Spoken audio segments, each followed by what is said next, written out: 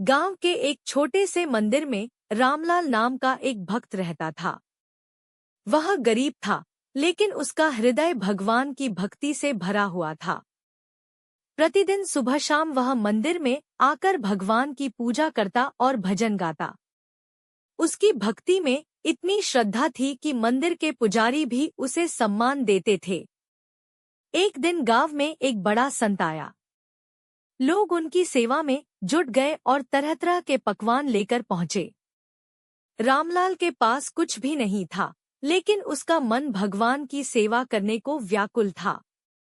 उसने सोचा, मेरे पास धन तो नहीं, लेकिन मैं अपने श्रम से सेवा कर सकता हूँ। वह संत के पास गया और विनम्रता से बोला, महाराज, मैं गरीब हूँ, लेकिन क्या मैं आपकी कोई सेवा कर सकता हूँ? संत उसकी आंखों में भक्ति की गहराई देखकर मुस्कुराए और बोले, बेटा, भगवान को अर्पित किया गया प्रेम ही सबसे बड़ी सेवा है। रामलाल ने संत की सेवा में लगकर पानी भर दिया, उनके चरण धोए और पूरे प्रेम से उनकी देखभाल की। संत उसकी भक्ति देखकर प्रसन्न हुए और आशीर्वाद दिया, तुम्हारी भक्ति सच्ची है, भगवान हमेशा तुम्हारे साथ रहेंगे। कुछ समय बाद गांव में अकाल पड़ा।